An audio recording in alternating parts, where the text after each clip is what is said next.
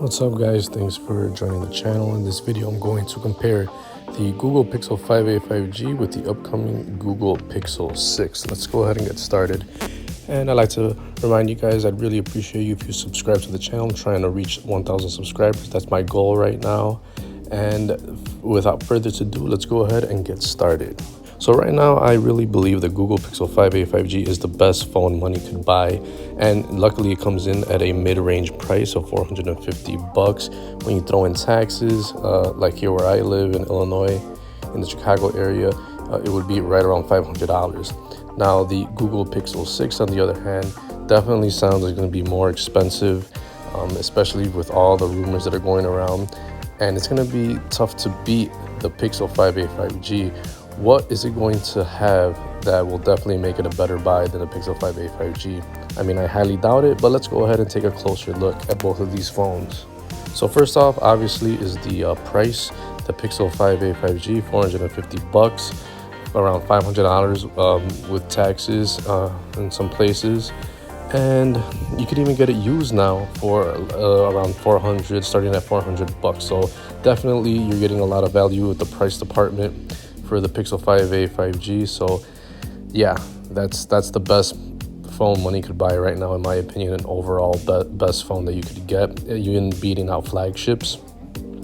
So the Google Pixel 6 obviously is going to be more expensive. For everything that I've heard, it is not going to match that $450 price point.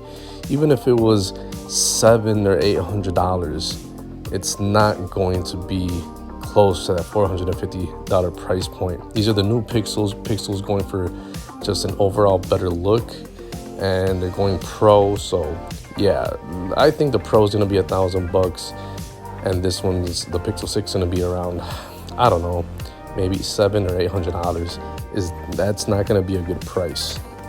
Next, both of these are going to be 5G phones. So the 5a 5G has 5G, and just like every other phone that's going to come out from now on, the Pixel 6 will have 5G as well. So it's a tie right there. Great speeds if you have it. For the weight, it's probably going to be more heavier than the 6.4 ounces of the Pixel 5a, just because it's going to have better build quality. And speaking of build quality, the 5a is great. Glass front, aluminum frame, aluminum back, not the best, but it's going to feel better than all plastic. The Pixel 6 will have an aluminum frame, so it'll definitely be heftier than 6.4 ounces. Now, both of these are going to be equal in the SIM department.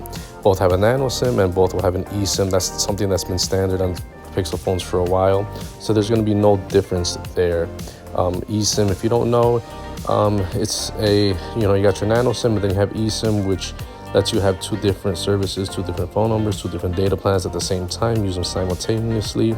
And also, if you're traveling, you could actually, it's great for travelers because you could activate the service without physically needing a SIM card. And it's only available on Pixels and iPhones and some Samsung devices and some Motorola phones. Next is dust and water resistance. Pixel 5a has IP67, and the Pixel 6 will have IP68, so just a little bit better. For example, you can dunk the Pixel 5a for 1 meter for 30 minutes.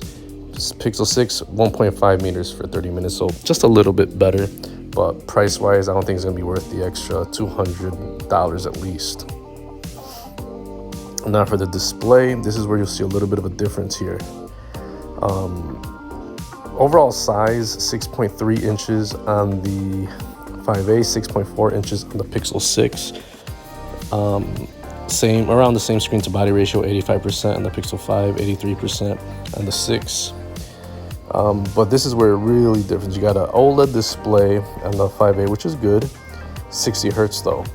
The Pixel 6 AMOLED 90 hertz display, which is better than 60 hertz, but it's not really it's not really the best at 120 hertz like other phones. You can find 90 hertz on sub $300 phones out there like on OnePlus. So just a slight improvement. As for resolution, both of these are 1080p displays, so there's no real change in resolution. Similar PPI density, 415 on the 5a, 403 on the 6. And I assume it's going to have an always-on display, so that's going to be a tie right there. Now for the software, The 5A runs Android 11 and will get updated to Android 12 as soon as it launches. And the Pixel 6 will come pre-installed with Android 12 as well. And both of these will get several years of updates and run the exact same software. No difference there. Chipset, you'll see a big difference here. The 5A comes with the 765G processor, which is pretty speedy, not the best. While the new Pixel 6, its highlight, it will be the Google Tensor chip, will be way faster than this one. But in real world usage, I don't think nobody will see a difference because everyday apps aren't that heavy or intensive, such as social media, YouTube, messaging, calling, hotspot, Bluetooth, all that stuff, and casual gaming. They're not going to see a big difference in performance or speed. Next is going to be the storage, and both of these have 128 gigs of storage, so there's no improvement on the storage front. 128 gigs is more than enough for most people, but the difference is that there's really cheap devices that have 128 gigs. Again, with OnePlus and Motorola's, they're not that they're not expensive, and they have the same amount of storage, and neither of these have expandable storage, so there's no improvement in the storage area. Now for the camera, the Pixel 5a has a pretty good camera. It is probably the best in the business because of that Google algorithm. And you have a 12 megapixel main shooter, 16 megapixel ultra wide. Nothing crazy, but it gets the job done. Very reliable and good and low light, and in the daytime, smooth video, all that good stuff. And I expect to see better improvements in the Pixel 6. 50 megapixel main camera, 12 megapixel ultra wide. Basically, it's just going to be a slight improvement. I don't see anything too crazy. The Pixel 5 camera, for most people, is going to do the job perfectly fine. And they both shoot in 4K. So, yeah, they're both going to have great cameras. The Pixel 6, I see a slight improvement. Probably nothing too noticeable. Now, unless they come out with some crazy new features or some, wild new thing to show us, then I don't see much of an improvement. Selfie camera, 8 megapixels on the 5A, 12 on the 6. Video is at 1080p on both, so both of these will have pretty good selfie cameras. Both have stereo speakers. Headphone jack on the 5A, the 6 removes the headphone jack. For Bluetooth, you have 5.0 on the 5A, 5.2 on the 6. Same thing. They're both going to connect reliably with your wireless headphones, wireless speakers, smartwatches. Both have NFC for payments, USB Type-C for charging. Big difference here in the unlocking and fingerprint department. So the 5A has that reliable rear-mounted fingerprint reader, nothing too surprising, very reliable. Pixel 6, on the other hand, looks like it's going to update to an under-the-display optical fingerprint reader. Now, that's usually a feature that's on higher mid-range to flagship level smartphones, but they are not always more reliable. I say that the rear-mounted one has been used for such a long time. It just feels very reliable, very normal, very efficient, very fast. So let's see what the Pixel 6 offers. Unlocking the device doesn't mean too much to me. As long as it opens and I'm still okay with the rear-mounted fingerprint reader, that's enough. And for the battery, we have a Pixel 5a with a big battery at 4,680 milliamps, which will get you finally 2 days of battery life. So Pixel 5a finally has improved the Pixel lineup in terms of battery life. It's always been a killer in Pixel phones, and I fully expect the Pixel 6 to have either the same or a bigger 5,000 milliamp battery, which will, with the software, it's going to be even better battery life. So expect the trend to continue, for Pixels to continue getting better with battery life. And the 5a has fast charging at 18 watts. Expect the same or higher on the Pixel 6, and it also adds wireless charging, reverse charging.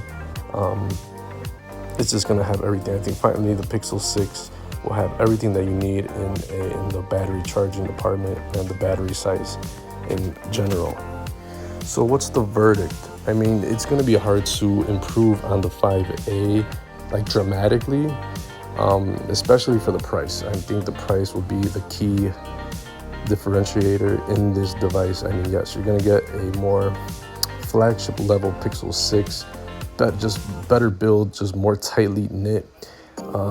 It's gonna feel like a flagship, but under the hood, it's going to offer some powerhouse specs, but I don't expect anything major to blow me away.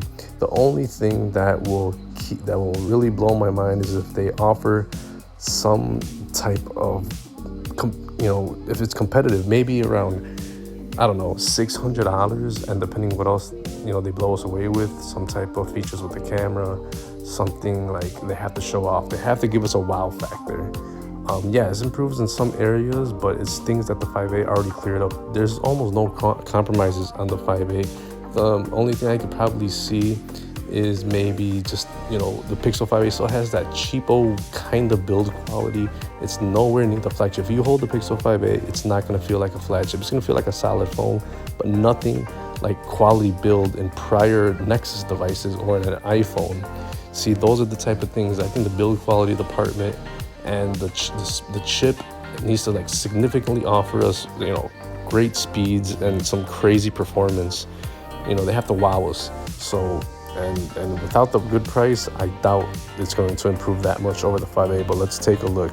And also, let me remind you that the Pixel 6 Pro, there has to be something even better than the Pixel 6. So there's a lot to be uncovered, but for the most part, you're going to be looking at the same type of, performance on a day-to-day usage. So there you have it, guys. Let me know what you guys think on both of these devices and which one would you get, although we don't know the price and all the details of the 6 yet. Again, guys, please subscribe. I'm trying to get 1,000 subscribers. That's my goal. Right now, I just have over 300. I'm very grateful for that, but I'd love to see you subscribe to the channel. And if you want to hit me up, leave me a comment, or you can message me on Twitter or Instagram or on Telegram at itsmaxdigital, and let me know what you think. We have a conversation. I'll see you in the next video. Peace.